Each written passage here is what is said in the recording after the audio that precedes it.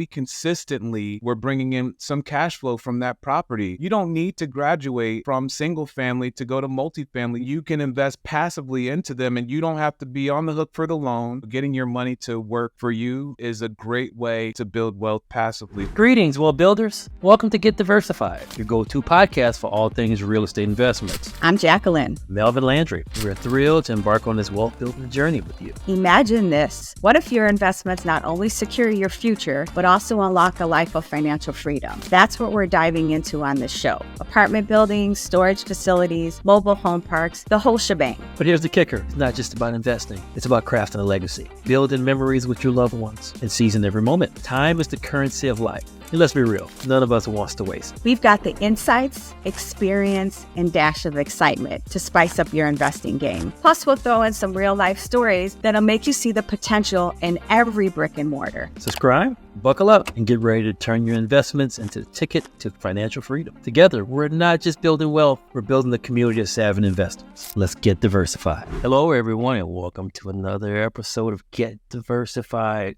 Today, we have a fantastic guest here today. We have Mr. Christopher Price. Mr. Price is knee-deep in the real estate game. He's a mover and a shaker. And I'm happy to be here today to kind of have him share his story and get some insights in terms of what he's working on and what has worked for him in the real estate space. So, Mr. Price, welcome to the show, brother. How we doing? Hey, Melvin, thank you, brother. Thank you for having me. I really appreciate it. I just am. I'm reminded that it was just about exactly a year ago when we had a chance to meet out at Race Fest in Louisville, Kentucky, and I had a chance to meet you and chop it up a little bit. And so to be here on your program right now is really an honor. So I appreciate that. Hey, man, they talk about the notion of, being in the right room, right? Year ago, we were in the room, we're collaborating, we're meeting different folks. And look, the growth trajectory as a result of being in those rooms has been phenomenal, not only for yourself, but for myself as well. We are a testament to individuals who are taking action, doing it, and reaping the benefits from it. So, hey, man, pleasure, man. Look, it took a while, but we're here. It did. That's right. Exactly. It's happening right now, and I'm looking forward to it. Hey, man, like to say, right? No one is half the battle, so we're here. That's right. Well, Mr. Price, hey, man, why don't you tell the listeners a little bit about you, your origins, why you got into real estate, and why you so fired up heading into the new year? So go ahead. Man, look, this is such a great question, and it's one that I'm really passionate about, right? My story begins where my wife and I became passive, or I would say those accidental landlords. We had bought a property in 2006 at the height of the market. Things, as you know, shortly thereafter, things come tumbling down, and that little house, or condo, as it were, that we owned. Actually, if we tried to sell it, we were going to be underwater on it. And so we decided to hold on to that. And we held on to it for many years, not really thinking anything of it. And, fast forward to 2011, we decided to start a family. So as we started our family and moving into 2012, we decided to, hey, let's move up. We want to get that house with the white picket fence and all those things that people talk about. So let's do that. But while we do that, let's consider renting our property. And we did that. We rented it successfully. And, all those years from 2012 to about 2017 or so, we were constantly renting that property out, that condo that we had out while we lived in our single family home, raising our family. And we didn't have very many issues. We had some, but what we noticed is that we consistently were bringing in some cash flow from that property. After all the expenses were paid, and we had someone else, a tenant in there, living in that property, paying down the rent, and we were like, are paying down the mortgage. We were like, this is pretty cool. We should really be a little bit more savvy about that. And what happened at about the same time that we started to have that whole idea of being more savvy about it, we really started getting thoughtful about, hey, how can we go about, adding to our income streams as hardworking, busy professionals, my wife in the fashion industry, myself in the pharmaceutical industry, how can we go about diversifying and adding additional income streams? So we looked at everything from, hey, maybe we'll go and buy a franchise. Or, hey, what if we took into account and started to really pour into this real estate asset that we had? And that's where our story kind of gets kicked off as it relates to real estate. Okay. So, all right, let me paint the picture. You got this rental, cash flowing, all right? Maybe some bumps in the road, but everything going okay. You look happy over there. That's I'm sure right. you've been happy, the wife's happy, right? So, okay, so let's talk about kind of when that light bulb moment went off. You felt the need, you need to grow. When did that moment happen for you? Look, this is such a great question. And so you started out by talking about the importance of being in the right rooms and the importance of investing in yourself is what I equate that to be. And when I look at that moment, what was going on in my life at that point in time was, really that need and desire to invest in myself personally. And I was what happened in about 2018 was the time frame for this, Mel. Like I started to pour into books. One of the quintessential books that I'm sure you know, and I know other guests have spoken on your podcast is that book, that purple book by Robert Kiyosaki, Rich Dad, Poor Dad. And it was in 2018 where I read that book and the light bulb started going off in my head about, wow, these are some really amazing concepts with the rich don't work for money, and what you need to be buying assets like real estate and using leverage and all of those different types of things. This really was the gateway for me that started to open up my mind. And so the conversations with my wife and I started going from talking about the franchises and that sort of business model as a passive investment to then, hey, what if we utilize our skills and started to invest into real estate and growing our real estate portfolio as an investment strategy? And we both latched onto that idea and got really focused to it. And I'm telling you, I invested at that time. I started investing in different masterminds focused on single family. So not only was I reading the books, after Rich Dad, Poor Dad, I went on to go in and read Cash Flow Quadrant, and then all the other books that were just gateway drugs, if you will, into this world of becoming an investor and an entrepreneur. And that is something that just really started to register for me. So at that point in time, we started really going deep into those things. And it was really, at that point in time, I said, hey, I talked to my wife, let's focus on using real estate as our strategy to build financial freedom. These are new concepts that we were learning as we were going through this journey. And the idea of financial freedom was something that neither of us really heard of or knew about. But as we started to get introduced to that, we laid that out. And so what we did is we literally built a plan of how many single family rentals would we need in our portfolio to become financially free. And when we looked at that number for us living in the Northeast and right outside of the New York City area, with the lifestyle that we wanted to live and all the things that we wanted to achieve, what we recognized is that was going to take a whole lot of single family rentals and a whole lot of time that we weren't necessarily interested in focusing on. So we needed to reassess our strategy. And I'll tell you a little bit about what that looks like afterwards. Yeah. That's funny you mentioned that, right? I had 60 plus rentals as a single guy, and I still wasn't financially free, working multiple jobs, right? So everyone's lifestyle, everyone's financial freedom number is different. You have yours, I have mine, right? So even in the grand scheme of that, right? Scalability, being able to move quickly, getting the education, investing in yourself is key. Yeah. Good to hear, man. You've taken those steps. Absolutely. And you're moving, shaking right along. And look, man, they say the grass is green on the other side. That is true. Because you're reaping the fruits of those decisions. And again, man, at the end of the day, it's about mindset. So given that, let's jump to the question of mindset. Where's your mindset today versus where it was, say, 2013, 2014?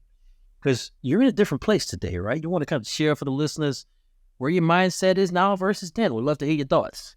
Yes. Well, so, at that moment where we had decided to go into focusing on, building, trying to build out our single family portfolio at the same time that we were going through that, and that mindset of, reading every book and consuming every podcast and, joining all the meetups, between the years of, I would say 2018 and 2019 into early 2020 before the pandemic, I had poured myself into learning everything that I could about all of these things that we're talking about, and it's not just single family investing. It was actually, there was someone, and his name is Brad. There were three people: Brad Sunrock, Jake and Gino, and then there was Michael Blanc.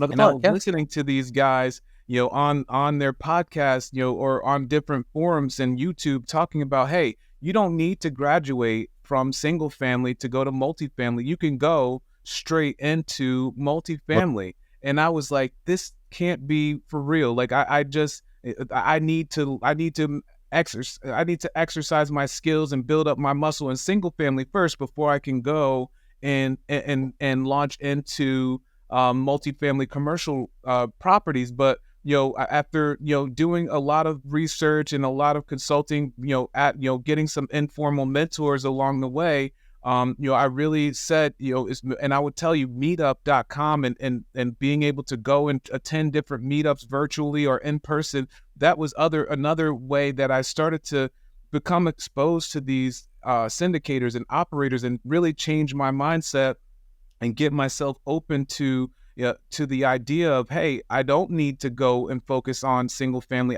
We can focus our strategy on real estate and commercial real estate in particular, and syndications. And the way that we can do that is be passive investors in other people's deals. And that was a light bulb moment to me. And someone said that, hey, like after I was learning about this, if someone were to tell me before that, hey, you can have great access to great deals, and you can invest passively into them, and you don't have to be on the hook for the loan. You don't have to pre-qualify or get pre-approved for the loan or any of those things, because this is all looked at differently in terms of how to qualify for these assets and who's buying them, and you can leverage the operations of the experts that are acquiring these assets. Like, someone told me that beforehand. I was like, this is completely not even it's a sham. Like, I would tell people, you got to get out of here. But then as I immersed myself into this, we started learning more and more, and that's what really opened us up, and we got into investing passively into multiple deals. After assessing several deals and building relationships with with operators in the markets that we were focused on in that 2020 timeframe. And 2021 is really when we started to pull the trigger on some of those investments that we wanted to do. Gotcha. Okay.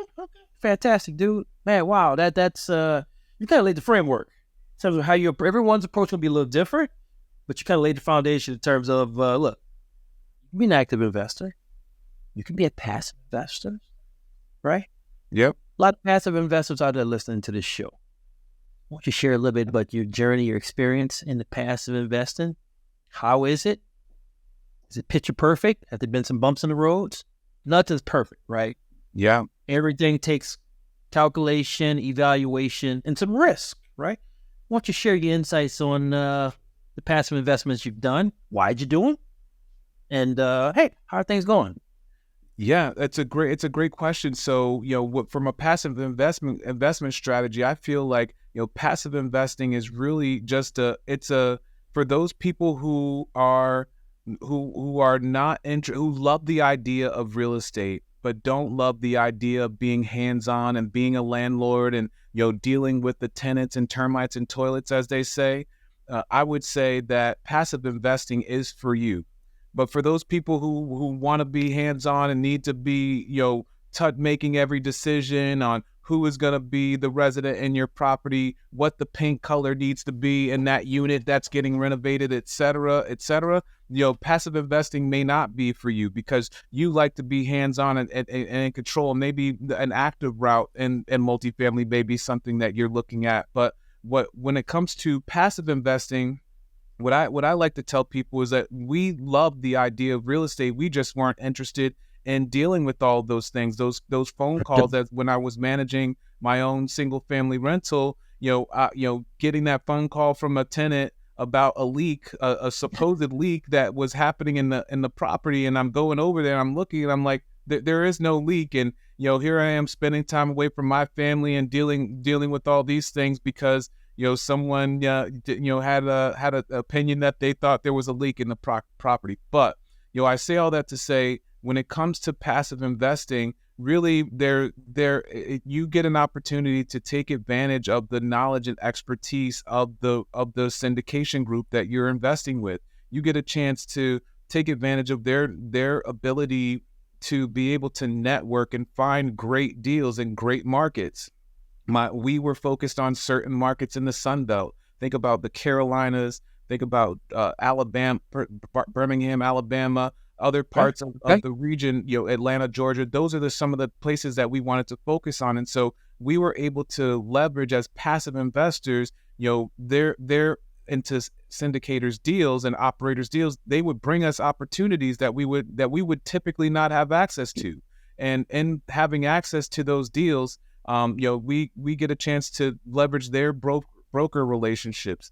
We get a chance to leverage their expertise in deal analysis and the market analysis and, their ability to source and raise capital from other investors. We had a chance to leverage their expertise in terms of what are the operations and the business plan essentials that are going to help to optimize that property so that it increases the income and reduces the expenses so that we as passive investors can benefit from those things. And so for us, it was really a really straightforward thing to say that, yes, could we go and build our single family portfolio and try and execute and do all of those things? Yeah, we could, but how much time and effort would it do? And would it be to be able to do that? Instead, what we decided to focus on is really building relationships with operators that we grew to know, like, and trust, that we could, that we're aligned in the markets that we wanted to invest in. And then once we got comfortable with the deals that were presented to us after looking at dozens and dozens of deals that were presented to us, then we were able to make those investments. And look, like you said, not everything goes perfect. I would tell people, one of the things that part of the learning process into getting into syndications, in fact, is actually taking that first step and investing into deals. I tell you, I was looking at and flirting with a lot of deals as a passive investor, but I turned off a lot. And at one point in time, my wife was like, well, when are we gonna actually do something? Because we were just talking a lot. I was talking a lot about it. I was listening to a lot of podcasts, but there was no action actually taking place. And so we got into investing into deals. And what I learned from now investing in deals as a passive investor is that there are some things that I like and there are some things that I don't like. One of the things that I don't like that I now talk to my passive investors about is, hey, communications. I want to be able to communicate with you on a monthly basis. Some of the operators that we've connected with, they're quarterly or not as frequently as they were, or maybe not at all in terms of your investment. And that feels like you're being ghosted, and that's not a comfortable feeling. So I would say those are some of the things that I would tell people to really be on the watch out for when you're talking about, potentially investing in a deal, substantial amount of money. You want to be able to know that, hey, I'm going to at least get some communication from you on a routine basis. We're going to be able to, hear from you, receive our distributions, and kind of go from there. Got you. Wow. Well, you shared a few points here that the listeners I'm hoping folks kind of gaining some key takeaways from it. You never truly know, right? When is the right time, right? I mean, you can keep educating yourself, right? You can kind of keep evaluating, right? You can get under the notion of analysis paralysis, right? That's right. Happens for a lot of people sometimes, right? So you mentioned you got in, you jumped in. I was like you, kind of getting into it, and I jumped in deep. So I was, I'm passive in like 13 deals now. So, I went in, I built a rapport, and it was like infectious, right? In terms of, I'm motivated, I'm fired up. I understood real estate, but I kind of got in, and I was spreading out the blocks, man. I use the track analogy. I'm running a half mile and I'm not stopping. You know what I mean? I got to get to the finish line, man. I got to get to sprint at the 150. So, and look, I mean, some deals are doing fantastic, man. I mean, I got one or two straggles out there that's not doing so well, but that's just part of it.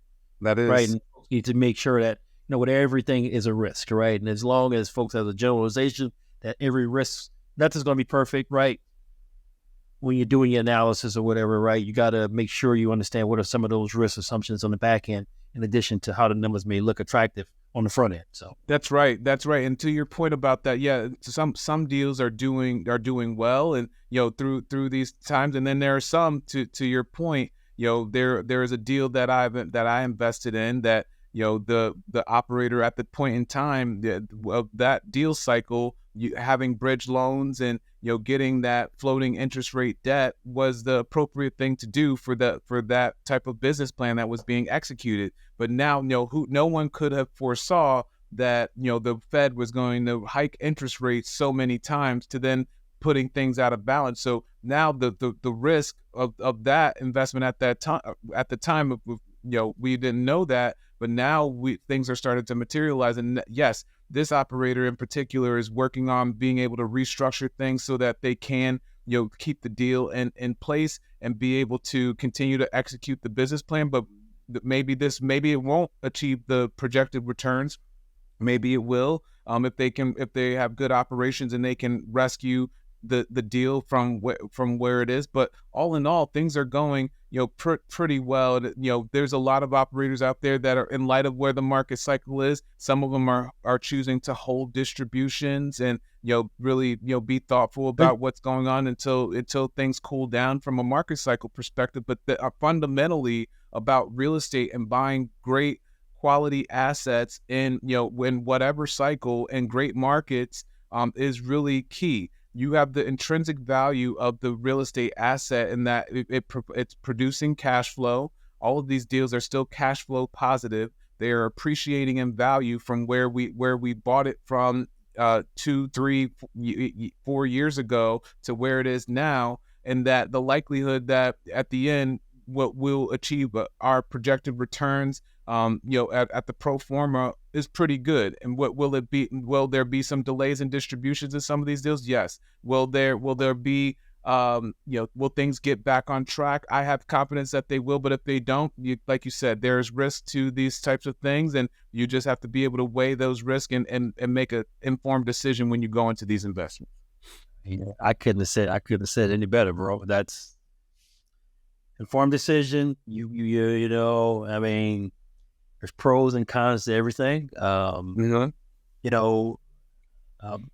being an econ professor myself, I'm not upset that the Feds raised rate because economics is cyclical.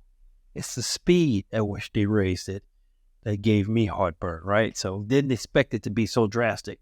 And while you may hear folks indirectly stating, oh, there's greener pastures and there's cuts that's coming, that's not necessarily true either. Mm-hmm. For the folks out there, right? Look, from an economic standpoint, right? I mean, labor is still very, very strong. Inflation is still very, very robust and high, even though it has eased a little bit. I wouldn't be surprised if in the next 90 to 120 days we see a slight rate hike. Folks don't want to hear that, but that's the truth, right? That's what the data tells, right? And data doesn't tell no lie at the end of the day, right? So folks need to, you hear in these circles and these groups, everyone's prepping for cuts and things of that nature. The economy is still freaking strong. Yeah. And labor is still robust. Yeah. So be interested to see. Eventually, I think Q4 is going to be a cut or two that's going to be coming, but I'm a little weary about trying to sprint all the way to the bank saying, oh, we're in the home stretch.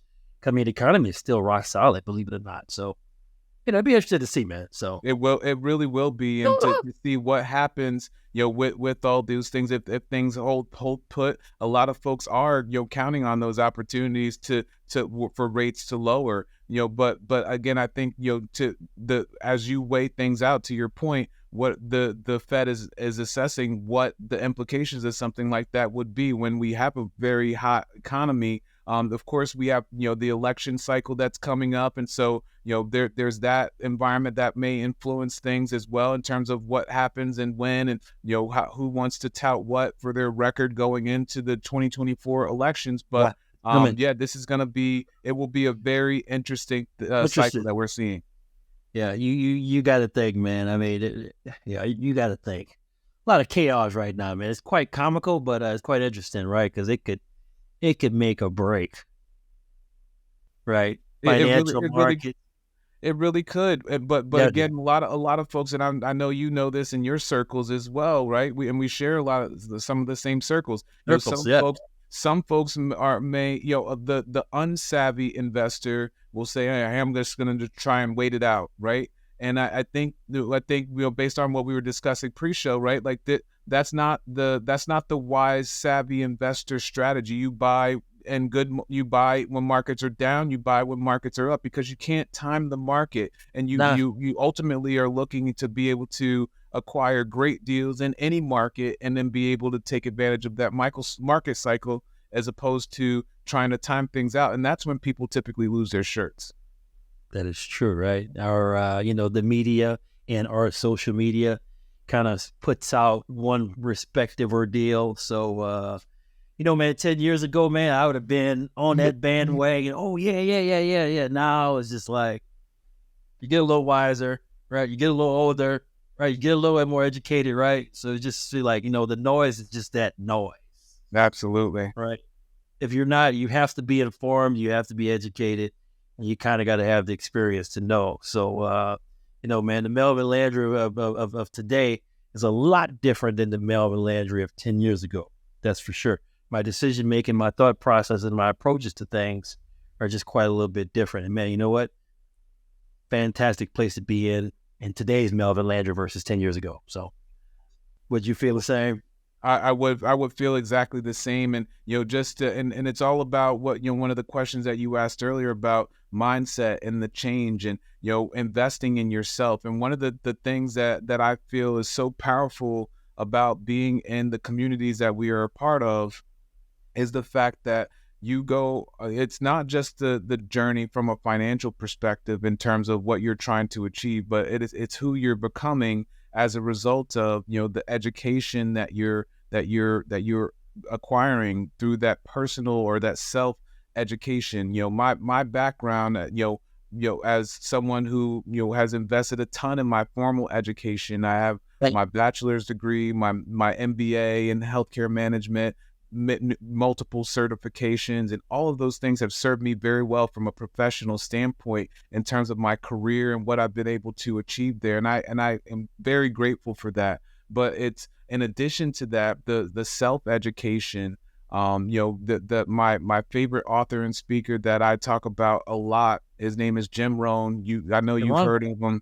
Yes, sir. He passed away, of course, but one of the things that he talked about that really just rings in my head almost every day is around, the fact that he talks about a formal education, going to school and, getting all the degrees and certifications that will make you a living, but a self-education, investing in your personal development, that can make you a fortune. And it's those types of things and that personal development and, attending the conferences, meeting people like you at these different events where we are masterminding and sharing ideas and growing together, investing in, different types of, other groups and all the reading and the soaking up the information. I mean, it's endless. But that, in terms of who I am today, has been a remarkable transition from, Chris, the employee, to Chris, the entrepreneur today. Yeah. Hey, it's good to see that transformation, man. It's good to see that. Look, man, you've taken charge. You've taken charge of your self-education. You've taken charge of the decision that you're making. It's paying off, man.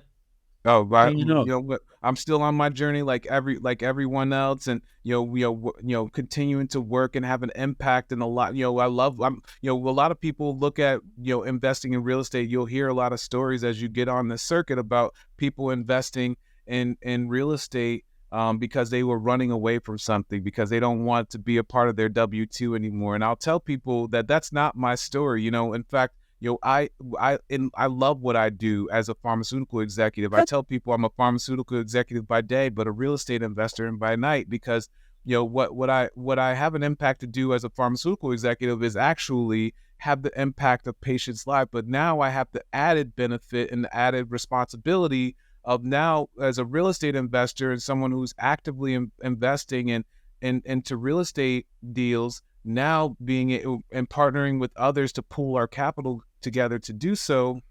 Now I have the opportunity to impact people from a financial perspective and help them build generational wealth and build passive income and diversify their portfolios out of the volatility of the stock market and out of just being purely paper-based assets into real physical assets like real estate and commercial real estate, where there is such a demand for housing. So I feel very blessed and honored to be able to do that. My journey, I'm still on it, just like many others, but I'm really grateful to be able to have that impact, to be a blessing in other people's lives in that way. Amen to that, man. Look, so you, ladies and gentlemen, if you're listening, right, Chris is knee deep. He's passionate about what he does in pharmaceutical sales. He has a 9 to 5, right? He loves what he does. You can still invest in real estate. You can still be active if you want to be. You can still be passive if you want to be. Guess what? You can still get diversified and invest in many different assets.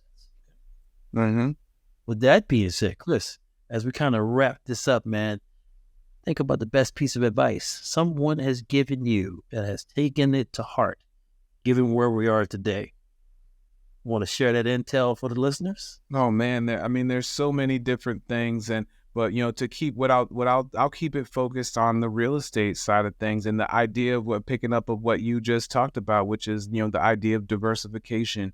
One of the things that I learned about in my journey of this whole personal development and self-development is that many people don't know is that you could actually invest in real estate with your retirement money.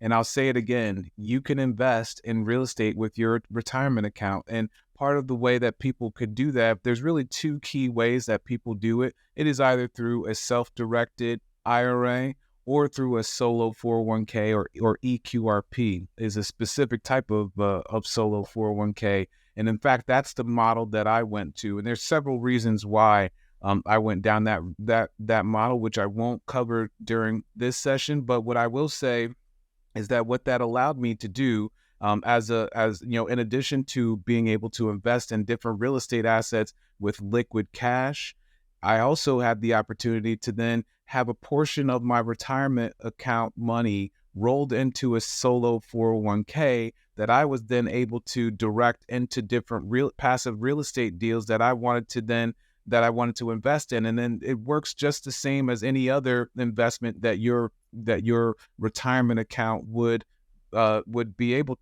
invest in. All of the proceeds from that investment will go into your retirement account. You will not be able to participate in that immediately unless you can do some other things like take a loan from it, and you can borrow from your solo 401k, for example, and then invest that money. But that's a whole nother situation as well. But if you were investing it directly into a real estate asset, that's a great way for you to diversify your portfolio and then be able to add some real estate assets and that passive income and the equity from the sale to your 401k portfolio. Fantastic response. You know what? That aha moment proved me well when I got started.